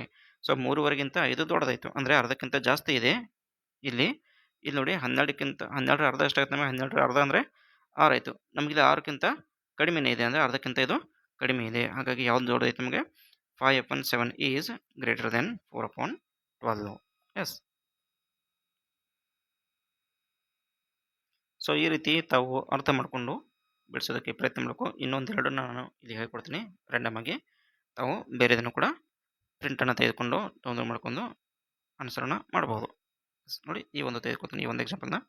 ಇಲ್ಲಿ 4/10 ಕೊಡಲಾಗಿದೆ, ಇಲ್ಲಿ 1/2 ಇದೆ. ಮತ್ತು ನೋಡಿ 1/2 ಅಂದರೆ ಎಷ್ಟಾಯ್ತು ನಮಗೆ? ಅರ್ಧ ಅಂತ ಅರ್ಥ. ಇಲ್ಲಿ 4/10. ಹೌದಾ? 10ರ ಅರ್ಧ ಎಷ್ಟು ನಮಗೆ? 10ರ ಅರ್ಧ ಅಂದರೆ 5 ಆಗುತ್ತೆ. ಸೊ ಇದು ನಮಗೆ 5 ಅಂತ ಇರಬೇಕಾಗಿತ್ತು. ಬಟ್ ಇಲ್ಲಿ 5ಕ್ಕಿಂತ ಕಡಿಮೆ ಇದೆ, ಅಂದರೆ ಅರ್ಧಕ್ಕಿಂತ ಇದು ಕಡಿಮೆ ಇದೆ, ಇದು ಅರ್ಧ ಇದೆ. ಹಾಗಾದರೆ ಯಾವ್ದು ಜಾಸ್ತಿ ಆಯ್ತು? ಇಲ್ಲಿ 1/2 ನಮಗೆ ಜಾಸ್ತಿ ಆಯಿತು. ಯಾವುದಕ್ಕಿಂತ? 4/10ಕ್ಕಿಂತ. ಎಸ್. ನೋಡಿ, ಮುಂದಿನದಾಗಿ ಈ ಒಂದು ಎಕ್ಸಾಂಪಲ್ ನೋಡಿಲಿ, 7ನೇದನ್ನು. ಉಳಿದವುಗಳನ್ನ ನೀವು ಆನ್ಸರ್ ಮಾಡೋದಕ್ಕೆ ಟ್ರೈ ಮಾಡಿ. ನಾನು ಹೇಗೆ ಹೇಳಿದ್ನೋ ಆ ರೀತಿ ಅರ್ಥ ಮಾಡಿಕೊಂಡು ಅರ್ಧಕ್ಕಿಂತ ಜಾಸ್ತಿ ಇದೆಯೋ ಅಥವಾ ಅರ್ಧಕ್ಕಿಂತ ಕಡಿಮೆ ಇದೆ, ಈ ರೀತಿ ಅರ್ಥ ಮಾಡ್ಕೊಂಡು ಆನ್ಸರನ್ನು ಮಾಡೋದಕ್ಕೆ ಟ್ರೈ ಮಾಡಿ. ಎಸ್. 7ನೇದಾಗಿ ನೋಡಿ, ಇಲ್ಲಿ 10/11 ಇದೆ, ಇಲ್ಲಿ 4/7 ಇದೆ. ಸೊ 10/11 ಅಂದರೆ 11ಕ್ಕಿಂತ 10 ಇದೆ ಅಂದರೆ ಅರ್ಧಕ್ಕಿಂತ ಇಲ್ಲಿ ಜಾಸ್ತಿನೇ ಇದೆ. ಹೌದಾ? ಅರ್ಧಕ್ಕಿಂತ ತುಂಬಾ ಜಾಸ್ತಿ ಇದೆ. ಇಲ್ಲಿ ನೋಡಿ 7ರ ಅರ್ಧ ಎಷ್ಟಾಯ್ತು ನಿಮಗೆ? 7ರ ಅರ್ಧ ಅಂದರೆ 3/2 ಅಂತಲೇ ಹೇಳ್ತೀವಿ. ಹೌದಾ? 3.5 ಅಂದರೆ 3/2 ಅಂತ ಬರಿತೀವಿ. ಸೊ ಇದು ನೋಡಿ 11ರ ಅರ್ಧ ಎಷ್ಟಾಯ್ತು ನಿಮಗೆ? 11ರ ಅರ್ಧ 5/2. ಇದು ನೋಡಿ 5/2ಗಿಂತ ಮತ್ತೆ ಇನ್ನೂ ಜಾಸ್ತಿ ಇದೆ. ಇಲ್ಲಿ ಜಾಸ್ತಿಗೆ ಸ್ವಲ್ಪ ಹತ್ತಿರದಲ್ಲಿದೆ. ಹೌದಾ? 3/2ಗಿಂತ ಸ್ವಲ್ಪ ಮಾತ್ರ ಜಾಸ್ತಿ ಇದೆ. ಆದರೆ ಇಲ್ಲಿ 5/2ಗಿಂತ ತುಂಬ ಜಾಸ್ತಿ ಇದೆ. ಹಾಗಾದರೆ ಯಾವ್ದು ದೊಡ್ಡದೈತಿ ಇಲ್ಲಿ?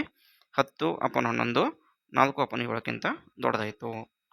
ಸೊ ಈ ರೀತಿ ಇದ್ದಾಗ ಸ್ವಲ್ಪ ನಿಮಗೇನಾದರೂ ಕನ್ಫ್ಯೂಷನ್ ಆದರೆ ತಾವಿಲ್ಲಿ ಯಾವ ರೀತಿ ಇನ್ನೊಂದು ರೀತಿಯಲ್ಲಿ ಆನ್ಸರ್ ಮಾಡ್ಬೋದು ಅಂತ ನೋಡಿ. ಸೊ 10 ಮತ್ತು 11 ನಡುವೆ ಎಷ್ಟು ವ್ಯತ್ಯಾಸ ಕಾಣ್ತಾ ಇದೆ ಇಲ್ಲಿ? ಅಂದರೆ 11ರಲ್ಲಿ 10ನ್ನು ಶೇಡ್ ಮಾಡೋದಾಗಿದೆ, ಅಂದರೆ 1 ಖಾಲಿ ಉಳಿತು, ಅಂದರೆ 1/11 ಆಯಿತು. ಇಲ್ಲಿ 7ರಲ್ಲಿ 4ನ್ನು ಫಿಲಪ್ ಮಾಡಿದೆ ಅಂದರೆ ಎಷ್ಟು ಉಳಿತು ನಿಮಗೆ? ಇಲ್ಲಿ 3 ಖಾಲಿ ಉಳಿತು, ಅಂದರೆ 3/7 ಅಂತ ಬರಿತೀವಿ. ಸೊ ಎರಡರ ನಡುವೆ ವ್ಯತ್ಯಾಸ ಎಷ್ಟದ ನಮಗೆ ನೋಡ್ಕೊಳ್ಳಿ. ಇಲ್ಲಿ ಕೇವಲ 1 ಮಾತ್ರ ವ್ಯತ್ಯಾಸ ಇದೆ, ಇಲ್ಲಿ 3 ವ್ಯತ್ಯಾಸ ಇದೆ. ಹಾಗಾದರೆ ಯಾವ್ದು ದೊಡ್ಡದಾಯಿತು? 1 ವ್ಯತ್ಯಾಸ ಯಾವುದಿರುತ್ತೋ ಅದು ನಮಗೆ ದೊಡ್ಡದಾಗುತ್ತೆ. ಓಕೆ, ನೋಡಿ ಮ್ಯಾಥ್ಸಲ್ಲಿ ಮೆಥಡ್ಸ್ ತುಂಬ ಇರ್ತವೆ. 2ರಿಂದ 3 ಮೆಥಡ್ಗಳನ್ನ ಯಾವ್ದು ಬೇಕಾದ್ರೂ ನಾವು ಅಪ್ಲೈ ಮಾಡ್ಬೋದು. ಕ್ಯಾಲ್ಕುಲೇಷನ್ ಅಪ್ಲೈ ಮಾಡ್ಬೋದು, ಅಥವಾ ಅದರಲ್ಲಿ ಇರ್ತಕ್ಕಂಥ ಒಂದು ಸಂಖ್ಯೆ ನೋಡಿ ನಾವು ಗುರುತಿಸಿಕೊಂಡು ಅರ್ಥ ಮಾಡ್ಬೋದು. ಸೊ ಬೇರೆ ಬೇರೆ ರೀತಿಯಲ್ಲಿರುತ್ತೆ. ನಿಮಗೆ ಯಾವುದು ಸರಳ ಅನಿಸುತ್ತೋ ಅದನ್ನು ನೀವು ಇಲ್ಲಿ ಅಪ್ಲೈ ಮಾಡ್ಕೊಳ್ಬಹುದು. ಎಸ್, ಇಲ್ಲಿ ನೋಡಿ ಈ ಚಿತ್ರ ಕೂಡ 17ನೇದು ಕೂಡ ನೋಡಿದೆ ಅದೇ ರೀತಿ ಇದೆ. ಇಲ್ಲಿ 4/10 ಇದೆ, ಇಲ್ಲಿ 1/9 ಇದೆ. ನೋಡಿ 4/10 ಅಂದರೆ ಇದು 10ರ ಅರ್ಧ ಎಷ್ಟಾಯಿತು? 5 ಆಯಿತು. 5ಕ್ಕಿಂತ ಕಡಿಮೆನೇ ಇದೆ. 4 ಅಂದರೆ ಇದು ಅಂದರೆ ಅರ್ಧಕ್ಕಿಂತ ಕಡಿಮೆ ಆಯಿತು. ಇಲ್ಲಿ ನೋಡಿ 9ರ ಅರ್ಧ ಅಂದರೆ ಎಷ್ಟಾಯ್ತು ನಮಗೆ? 4/2. ಬಟ್ ಇಲ್ಲಿ 1 ಅಂತ ಕೊಡಲಾಗಿದೆ, ಅಂದರೆ ಇದು ಕೂಡ ಅರ್ಧಕ್ಕಿಂತ ಕಡಿಮೆ, ಅಂದರೆ 2 ಅರ್ಧಕ್ಕಿಂತ ಕಡಿಮೆ ಇದೆ. ಹಾಗಾದರೆ ಯಾವುದು ಇದರಲ್ಲಿ ದೊಡ್ಡದಾಗುತ್ತೆ? ಎಸ್, ನೋಡಿ ಯಾವ ರೀತಿ ನಾವು ಮತ್ತೆ ಆನ್ಸರ್ ಮಾಡ್ತೀವಿ. ಇಲ್ಲಿ 2ರ ನಡುವೆ ಇರ್ತಕ್ಕಂಥ ವ್ಯತ್ಯಾಸಗಳನ್ನ ನೋಡ್ಕೋಬೇಕು ಇಲ್ಲಿ. ಸೊ 10ರಲ್ಲಿ 4 ಇದೆ ಅಂದರೆ ಎಷ್ಟು ಉಳಿತು ವ್ಯತ್ಯಾಸ ನಮಗೆ? ಇಲ್ಲಿ 10ರಿಂದ 4 ಹೋದರೆ 6 ಉಳಿತು. ಸೊ ಇದರಲ್ಲಿ 9ರಲ್ಲಿ 1 ಹೋದರೆ ಎಷ್ಟು ನಮಗೆ ವ್ಯತ್ಯಾಸ ಉಳಿತು? ಇಲ್ಲಿ 8 ಉಳಿತು. ಅಂದರೆ ಇಲ್ಲಿ ಕೇವಲ 6 ಮಾತ್ರ ಖಾಲಿ ಉಳಿದಿದೆ, ಇಲ್ಲಿ 8 ಉಳಿತಾ ಇದೆ. ಅಂದರೆ ಯಾವುದು ಕಡಿಮೆ ಉಳಿದಿರುತ್ತೋ ಅದು ನಮಗೆ ಜಾಸ್ತಿ ಆಗುತ್ತೆ. ಹೌದಾ? ಅಂದರೆ 4/10 ಏನಾಯ್ತು ನಮಗೆ? 1/9ಕ್ಕಿಂತ ದೊಡ್ಡದಾಯಿತು. Yes, okay. ಅಥವಾ ಕ್ಯಾಲ್ಕುಲೇಷನ್ ಮಾಡೋದಾದರೆ ಯಾವ ರೀತಿ ನೋಡ್ಕೊಳ್ಳಿ. ಈಗ ನಾನು ಅಲ್ಲಿಗೆ ಬರ್ತೀನಿ. ಇನ್ನು ಉಳಿದವುಗಳನ್ನ ನೀವು ಇಲ್ಲಿ ಬಿಡಿಸೋದಕ್ಕೆ ಟ್ರೈ ಮಾಡೋದು. ಇಲ್ಲಿ ನೋಡಿ 10ನೇದು 2/3 2/3 ಅಂತ ಇದೆ, ಅಂದ್ರೇನು ಎರಡು ಕೂಡ ನಮಗೆ ಇಲ್ಲಿ ಸಮವಾಗಿದೆ. ಹೌದಾ? ಓಕೆ, ಹಾಗಾದರೆ ಇಲ್ಲಿ ನೋಡಿ 9ನೇದು 4/5 ಕೊಡಲಾಗಿದೆ, ಇಲ್ಲಿ 5/6 ಕೊಡಲಾಗಿದೆ.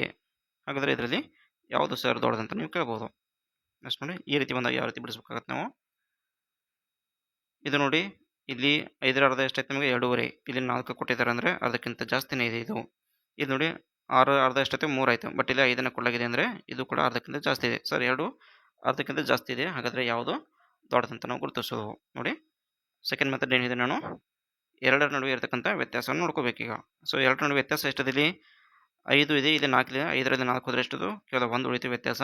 ಇಲ್ಲಿ 6 ಮತ್ತು 5 ಇದೆ, 6ರಲ್ಲಿ 5 ಹೋದರೆ ಎಷ್ಟದು? ಇಲ್ಲಿ ಕೂಡ 1 ಉಳಿತು. ಅಂದರೆ ಇಲ್ಲಿ ಕೂಡ 2 ನಮಗೆ ಆಯಿತು, ಮತ್ತು ಇಲ್ಲಿ ಕೂಡ 1 ಅಂದರೆ ಸೇಮ್ ಬಂತು. ಹಾಗಾದರೆ ಇದರಲ್ಲಿ ನಾವು ಯಾವ ರೀತಿ ಯಾವುದು ದೊಡ್ಡದಂತ ಗುರುತಿಸೋದು. ನೋಡಿ 2 ಕೂಡ ಸೇಮ್ ಬಂದಾಗ ಏನು ಮಾಡಬೇಕು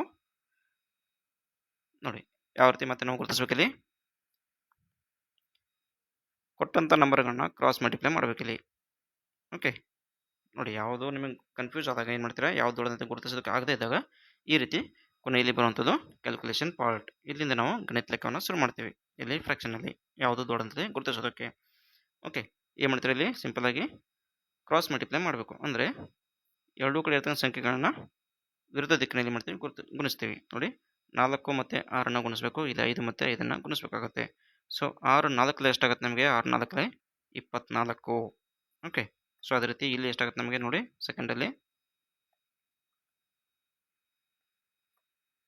ಎಷ್ಟು ನೋಡಿ 6 4 ಎಷ್ಟಾಯ್ತು? ಇಲ್ಲಿ 24 ಆಯಿತು. ಇಲ್ಲಿ 5 ಇಲ್ಲೇ 25 ಆಯಿತು. ಹಾಗಾದರೆ ಯಾವ ಕಡೆಗೆ ಗುಣಿಸಿದಾಗ ನಮಗೆ ಸಂಖ್ಯೆ ದೊಡ್ಡದಾಗುತ್ತೋ ಆ ಒಂದು ಫ್ರ್ಯಾಕ್ಷನ್ ನಾವೇನು ಹೇಳ್ತೀವಿ, ದೊಡ್ಡದು ಅಂತ ಕರೆಯಲಾಗುತ್ತೆ. ಓಕೆ, ಹಾಗಾದರೆ ಇಲ್ಲಿ ಯಾವ್ದು ದೊಡ್ಡದೈತೆ ನಮಗೆ? 5/6 ಏನು 4/5ಕ್ಕಿಂತ ದೊಡ್ಡದು. ಅರ್ಥ ಆಯಿತು ಅಂದ್ಕೊಳ್ತೀನಿ, ಅಥವಾ ಇನ್ನೊಂದು ಸರಿ ನಾನು ತಿಳಿಸ್ಕೊಡ್ತೀನಿ ನೋಡಿ. ಓಕೆ, ಏನಾಯ್ತು ನಿಮಗೆ ಅದರಲ್ಲಿ ನೋಡಿದಾಗೆ 2 ಏನಾಯಿತು? ಅರ್ಧಕ್ಕಿಂತ ಜಾಸ್ತಿನೇ ಇದೆ. ಅದೇ ರೀತಿ 2ರ ನಡುವಿನ ವ್ಯತ್ಯಾಸ ಕೂಡ ಎಷ್ಟು ಬರ್ತಾ ಇದೆ ನಿಮಗೆ? ಇಲ್ಲಿ 2 ಕಡೆ 1 ಬರ್ತಾ ಇದೆ. ಹಾಗಾದರೆ ನಮಗೆ ಯಾವುದು ದೊಡ್ಡದು ಯಾವುದು ಚಿಕ್ಕದು ಅಂತ ಕನ್ಫ್ಯೂಷನ್ ಸ್ಟಾರ್ಟ್ ಆಗುತ್ತೆ. ಸೊ ಅವಾಗ ನಾವೇನು ಮಾಡ್ತೀವಿ ಇಲ್ಲಿ ಕ್ರಾಸ್ ಮಲ್ಟಿಪ್ಲಿಕೇಶನ್ ಮೆಥಡನ್ನು ಬಳಸ್ಕೊಳ್ತೀವಿ. ಹೌದಾ? ನೋಡಿ 6 ಮತ್ತು 4ನ ಗುಣಿಸ್ಬೇಕು. ಇಲ್ಲಿ 5 ಮತ್ತು 5ನ ಗುಣಿಸ್ಬೇಕು. ಸೊ 6 4 ಎಷ್ಟಾಯ್ತು ಇಲ್ಲಿ 24 ಆಯಿತು. ಇಲ್ಲಿ 5 5 ಎಷ್ಟಾಯಿತು 25. 6 4 24, 5 5 25. ಸೊ ಯಾವ ಕಡೆಗೆ ಸಂಖ್ಯೆ ಜಾಸ್ತಿ ಬರುತ್ತೋ ಆ ಒಂದು ಭಿನ್ನರಾಶಿ ಅಥವಾ ಫ್ರ್ಯಾಕ್ಷನ್ ದೊಡ್ಡದು ಅಂತ ನಾವು ಹೇಳ್ತೀವಿ. ಹಾಗಾದರೆ ಇಲ್ಲಿ 24 ಇದೆ, ಇಲ್ಲಿ 25 ಇದೆ. ಹಾಗಾದರೆ ಯಾವ್ದು ದೊಡ್ಡದಾಯಿತು? ಸಹಜವಾಗಿ ನಮಗೆ 25 ಯಾವ ಕಡೆ ಇದೆಯೋ ಆ ಒಂದು ಭಿನ್ನರಾಶಿ ದೊಡ್ಡದಂತ. ಅಂದರೆ 4/5ಕ್ಕಿಂತ ಏನಾಯಿತು 5/6 ದೊಡ್ಡದು. ಓಕೆ. ಸೊ ಇದೇ ರೀತಿ ಮತ್ತೆ ಇಲ್ಲಿ ಎಕ್ಸಾಂಪಲ್ಸ್ ಇನ್ನೂ ಕೊಡಲಾಗಿದೆ, ತಾವು ಬಿಡಿಸ್ಬೋದು. ಓಕೆ. ಯಾವುದು ಅರ್ಧಕ್ಕಿಂತ ಜಾಸ್ತಿ ಮತ್ತು ಕಡಿಮೆ ಆ ರೀತಿ ವ್ಯತ್ಯಾಸ ನೋಡ್ಕೋಬೋದು, ಅಥವಾ ಸಂಖ್ಯೆ ನಡುವೆ ಇರ್ತಕ್ಕಂಥ ವ್ಯತ್ಯಾಸಗಳನ್ನ ಕೂಡ ಕಂಪೇರ್ ಮಾಡ್ಕೋಬೋದು. ಅವೆರಡೂ ನಿಮಗೆ ಕನ್ಫ್ಯೂಸ್ ಆದರೆ ಏನು ಮಾಡಬೇಕು, ಈ ರೀತಿ ಒಂದು ಕೊನೆಯಲ್ಲಿ ಹೇಳಿದ್ನಲ್ಲ ಕ್ರಾಸ್ ಮಲ್ಟಿಪ್ಲಿಕೇಶನ್, ಈ ರೀತಿ ಕ್ಯಾಲ್ಕುಲೇಷನ್ ಮೆಥಡ್ನ ಬಳಸಿಕೊಂಡು ಅನುಸರಣೆ ಮಾಡಬೇಕಾಗತ್ತೆ. ಎಸ್ ಫ್ರೆಂಡ್ಸ್, ಇಲ್ಲಿಗೆ ಈ ಒಂದು ಕಂಪ್ಯಾರಿಸನ್ ಫ್ರ್ಯಾಕ್ಷನ್ಸ್ನ ಒಂದು ಕ್ಲಾಸನ್ನು ಮುಗಿಸ್ತಾ ಇದ್ದೀನಿ. ಇನ್ನು ಮುಂದಿನ ಕ್ಲಾಸಲ್ಲಿ ಮತ್ತೆ ನಾನು ಇದಕ್ಕೆ ಸಂಬಂಧಪಟ್ಟಂಥ ಇನ್ನೂ ಕೆಲವೊಂದು ವಿಷಯಗಳನ್ನ ತೆಗೆದುಕೊಂಡು ಬರ್ತೀನಿ. ನಂತರದಲ್ಲಿ ಎರಡನೇ ಟೈಪ್ ಯಾವುದು, ಇಂಪ್ರಾಪರ್ ಫ್ರ್ಯಾಕ್ಷನ್ನ ನೋಡೋಣ. ಸೊ ಕಲಿಯೋದನ್ನು ಸ್ಟಾಪ್ ಮಾಡಬೇಡಿ. ನೀವಾಗಲಿ, ನಿಮ್ಮ ಮಕ್ಕಳಿಗಾಗಲಿ, ಇತರ ನಿಮ್ಮ ಫ್ರೆಂಡ್ಸ್ಗಾಗಲಿ ಶೇರ್ ಮಾಡೋದ್ರ ಮೂಲಕ ಅವರಿಗೂ ಕೂಡ ಕಲಿಸೋದಕ್ಕೆ ಹೇಳಿ, ನೀವು ಕೂಡ ಕಲಿಯಿರಿ ಅಂತ ಹೇಳ್ತಾ, ಚಾನಲನ್ನು ಸಬ್ಸ್ಕ್ರೈಬ್ ಮಾಡ್ಕೊಳ್ಳೋದನ್ನು ಮರಿಬೇಡಿ. ಅದು ಲೈಕ್ ಮಾಡಿ, ಮತ್ತು ಯಾವುದು ನಿಮಗೆ ತಿಳಿಯೋದಿಲ್ಲ ಅಥವಾ ಯಾವುದು ನಿಮಗೆ ಕನ್ಫ್ಯೂಷನ್ ಆಗಿರುತ್ತೆ ಆ ಒಂದು ಕ್ವಶನ್ಸನ್ನು ನನಗೇನು ಮಾಡಿ ಕಮೆಂಟ್ ಮಾಡೋದ್ರ ಮೂಲಕ ತಾವಿಲ್ಲಿ ತಿಳಿಸಿಕೊಡ್ಬೋದು. ಓಕೆ. ಕಮೆಂಟ್ ಮಾಡಿ, ಅದೇ ರೀತಿ ಸಬ್ಸ್ಕ್ರೈಬ್ ಮಾಡಿ ಚಾನಲನ್ನು. ಸೊ ಕ್ಲಾಸ್ ನಿಮಗೆ ಇಷ್ಟ ಆಗಿದರೆ ಲೈಕ್ ಮಾಡಿ, ಶೇರ್ ಮಾಡಿ ಅಂತ ಹೇಳ್ತಾ ಈ ಒಂದು ಕ್ಲಾಸನ್ನು ನಾನು ಇಲ್ಲಿಗೆ ಎಂಡ್ ಮಾಡ್ತಾ ಇದ್ದೀನಿ. Thank you one and all. S.